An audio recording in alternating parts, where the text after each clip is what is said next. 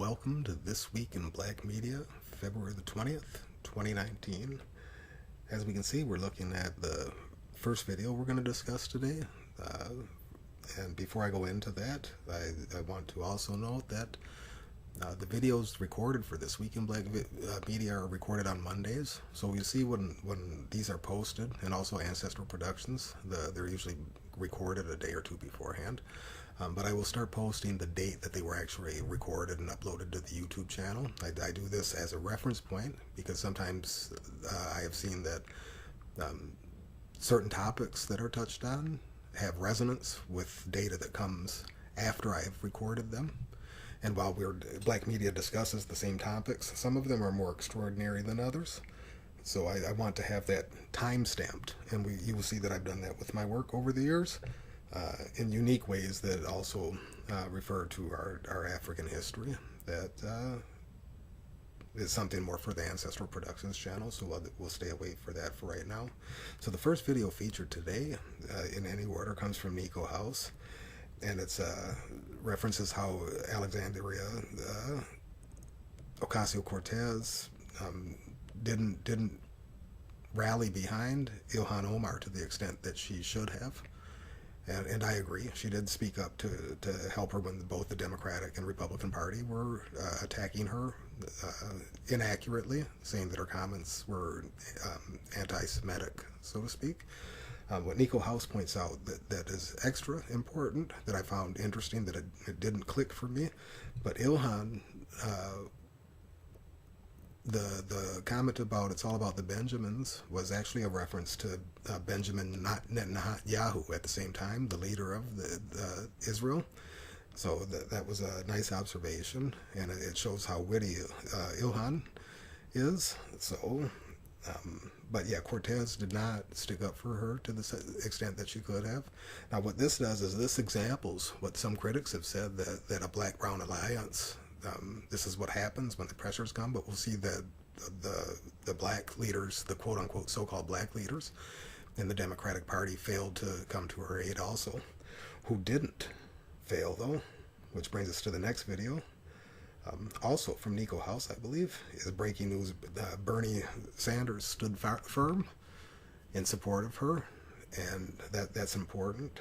So this is where we're going to go here. So you saw the title for the video, so let me premise that.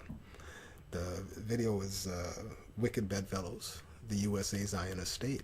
And what we're going to show over the weeks to come, and we're going to go in deep with it, is that there's always been alliance between those parties. And when we take a full spectrum analysis of the broad field of the reparations movement and what its obstacles will be, its likely obstacles, we will find it will not be the KKK members living in their trailer parks. It will be branches, extensions, and representatives of the USA Zionist state. And while some will say that, might think that is a conspiracy theorist perspective, to say that there's some secret agenda held by both parties, we will see that is not the case when it comes to black Americans and those that are involved in any kind of reparative justice or even civil rights movement. We see they have been connected for a long time, and they have always tried to quell us, first and foremost, with our own system reinforcing Negro representatives of their agenda, and then also them themselves personally. And we will see that in the media, and we will show all that, which is the importance of black media, which brings us to this video from Sister Vicky Dillard. She goes in on that, how black women and brown women, Arab women, etc. are scapegoats for white nationalism, and we have to look at white nationalism and Zionism as one and the same thing. They operate under the same patterns. My specialization, above all else, with history, is pattern recognition, and the patterns are there and they're clear. I'm going to map these out for you to observe. So if you have time, watch all of these videos. I certainly have. There's nothing in here that I don't watch from start to finish. If you see what I'm saying there, I don't just take a bit of a video. No, I watch the whole thing, because you don't know what they're going to say by the end of it. So I make sure I watch it all from start to finish. So this brings us to the importance of black media, and the importance of us now being able to clap back, so to speak, or provide our own narrative, counter narratives to anything that these white nationalist Zionist powers might try to project on us, which is what happened with Ilhan in her criticism of the Jewish state of Israel. So, and this comes down to here, how national attention is being placed on black media now, and not the representatives that the white nationalists, United States Zionist state has picked to represent black people. And we will see. We're going to go on a history lesson. We're going to show these hand-picked, system-reinforcing Negroes, and we're going to show their presence there as a buffer for the Jewish white nationalist agenda, Zionist national agenda, and we're going to see that it's long-standing,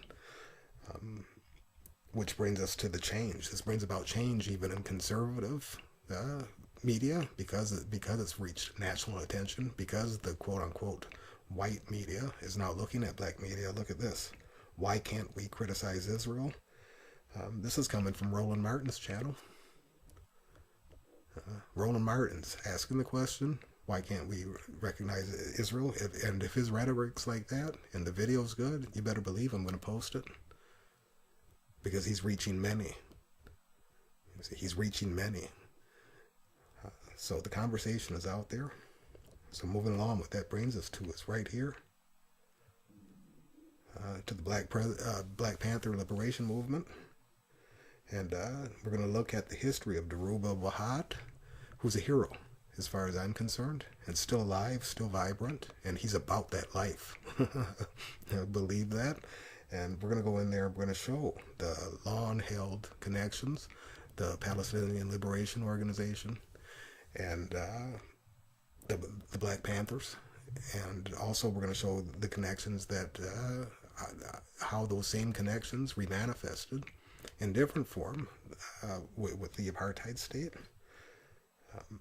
And most importantly, most significantly, that these leaders, these true leaders of the black community, were replaced by these kind of leaders that Professor Truth is talking about in this video. These fake leaders, these cooning leaders, and they deserve to be called that. I know that we're talking about people that have families. You know, the coon, you will not see me use that term unless it is significant. The person involved has made a significant disrespect to the black community. If they've done something that seems treasonous by any other view, and it's important to mention that. A lot of times the word coon is thrown around liberally. I do not use that. I use that anytime that a group that is in power, that is in high in profile, has done something that's hurtful to our community as a whole.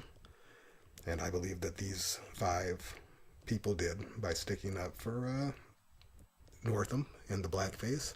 And I believe we look at Cory Booker here, who, mind you, if you've watched the videos last few weeks, I picked Cory Booker for the Ancestral Productions Cody Award for 2018, COTY, Coon of the Year Award, and he's living up to it. He might get a double entendre this year for 2019 based on this video here, where he's sympathizing with white people's using blackface and asking us to put ourselves in their shoes. The audacity of that. Vicky Dillard gavelled him twice, and if you don't understand what gaveling is, you have to go watch her channel. That's my favorite part, when she gavels somebody.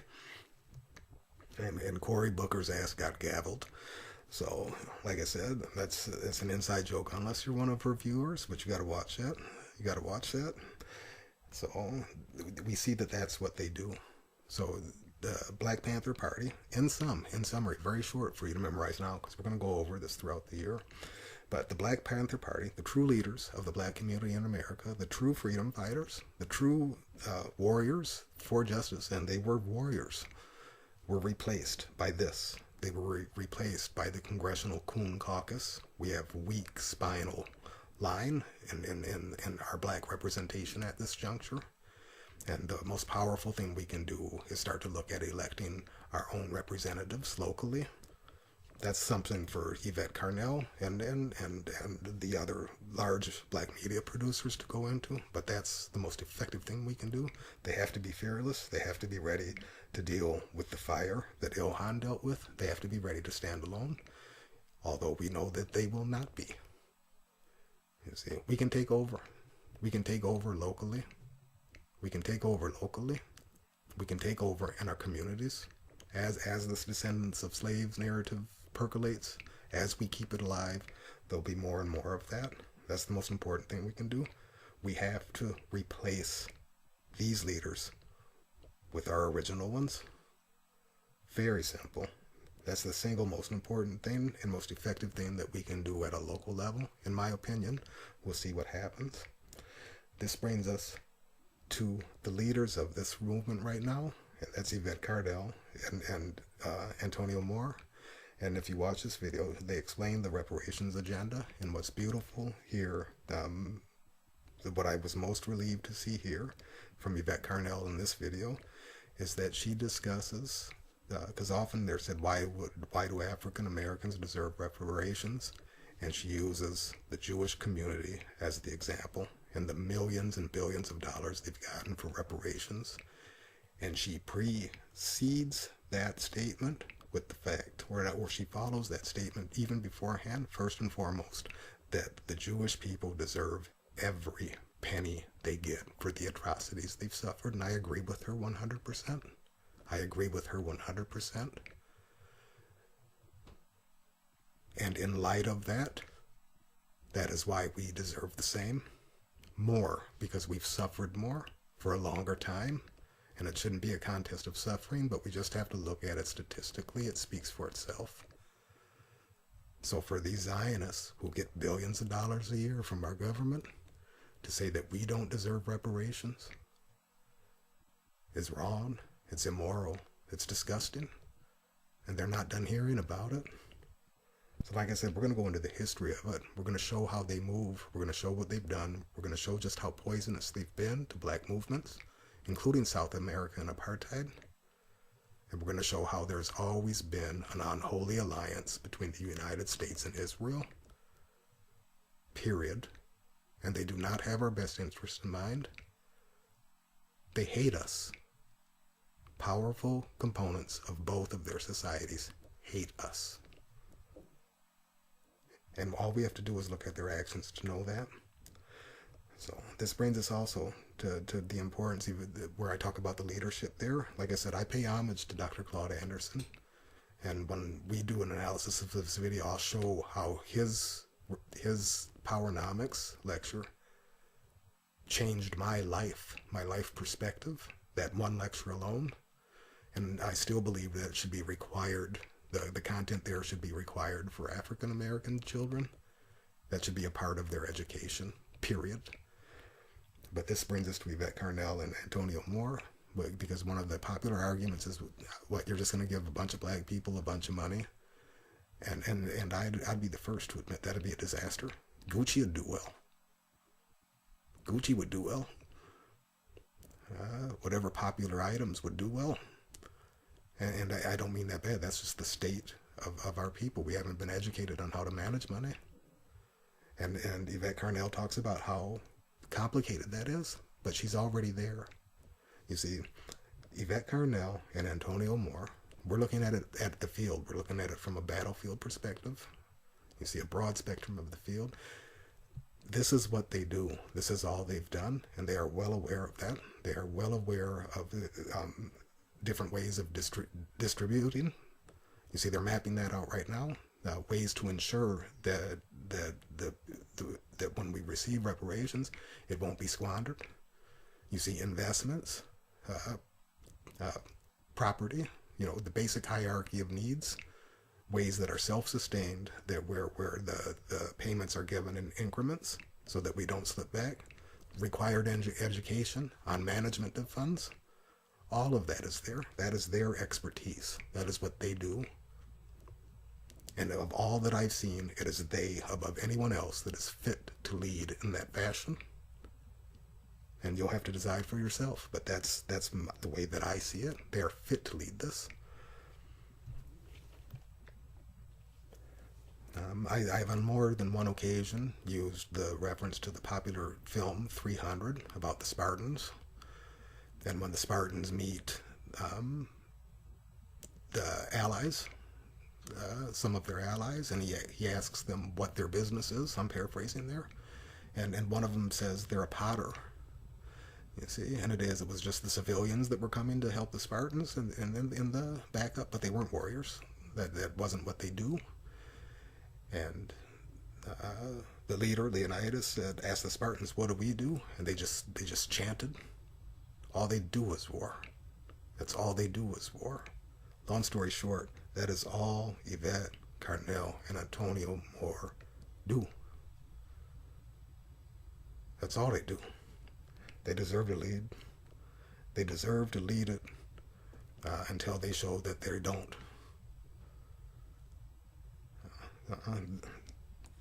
They get our attention. That's where the focus is. That is who is running this, and I think it's in good hands. For those of you who don't know, Yvette Carnell is Dr. Carnell, and Antonio Moore is an attorney. See, they're dedicated to this. There's a fire in both of them that don't get extinguished. I do know about that. So, what this does is this brings us to the hypocrisy of the Zionist state. You see, because they are going to be a problem for us, right with our government. They're gonna try to turn it into a racial issue. To seek reparations as anti-Semitic.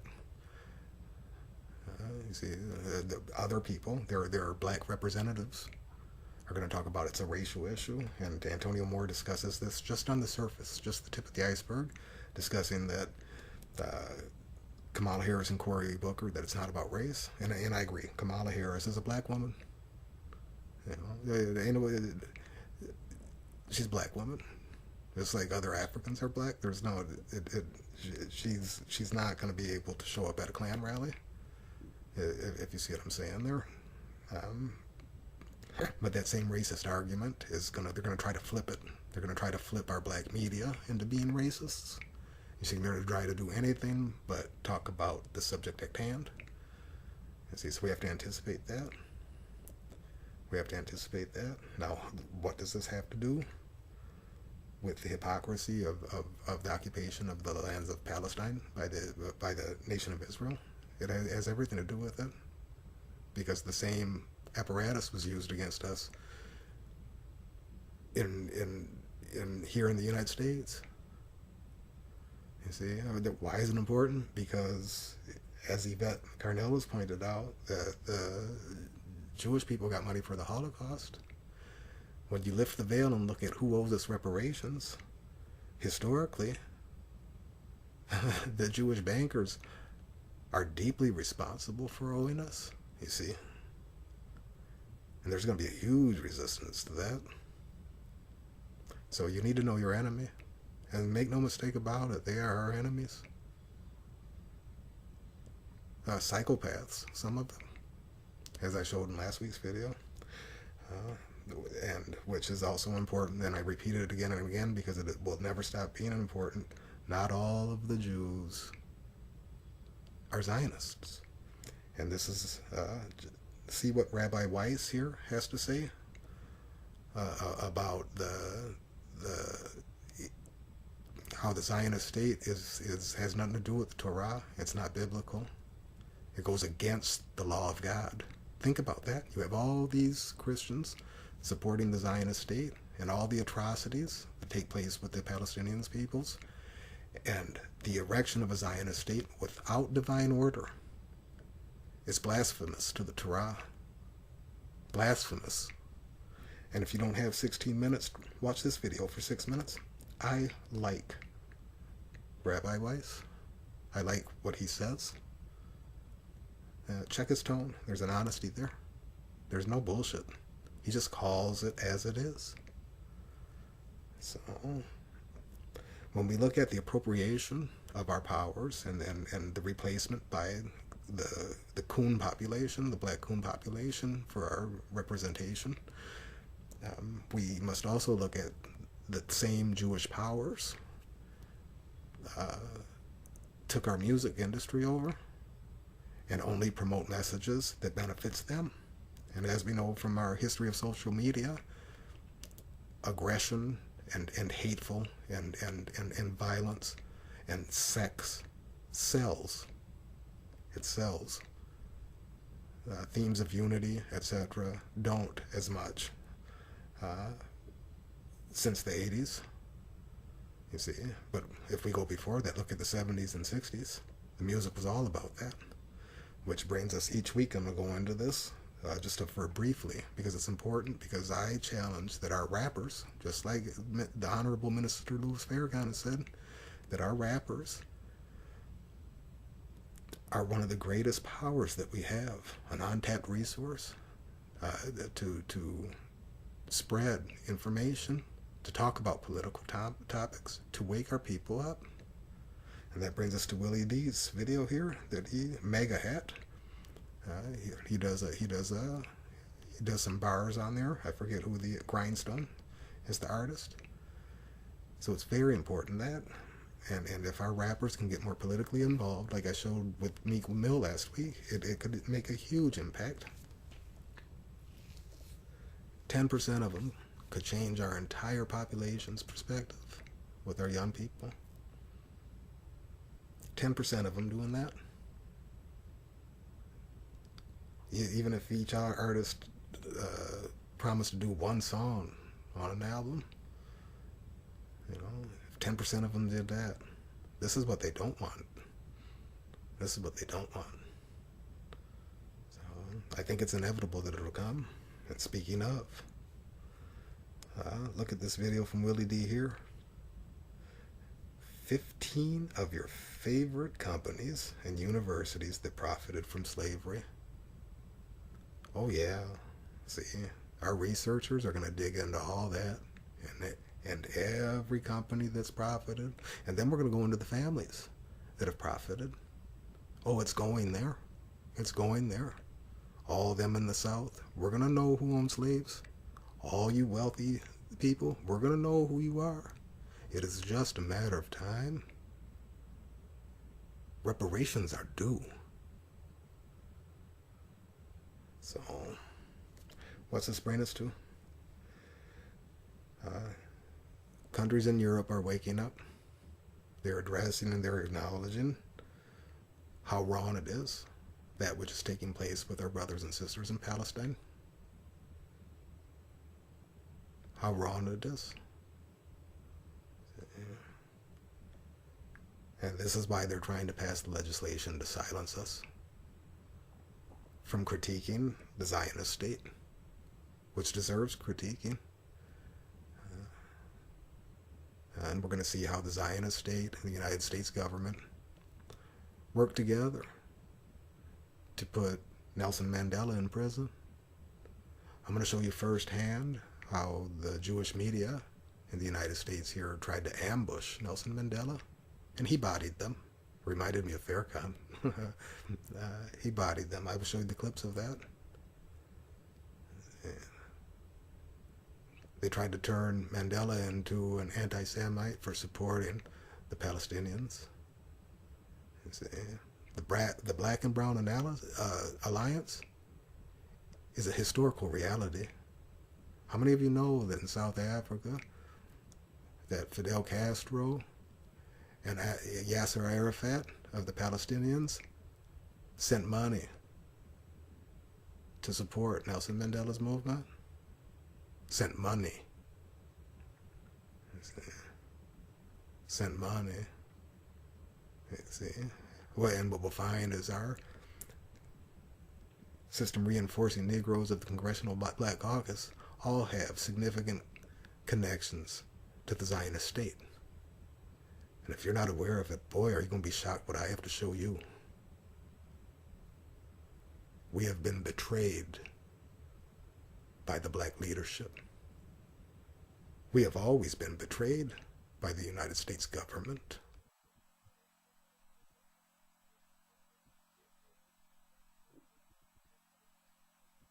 The awakening is in progress.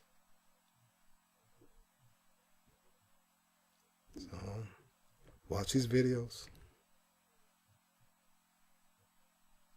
And as always, until next week, continue to watch and support Black media.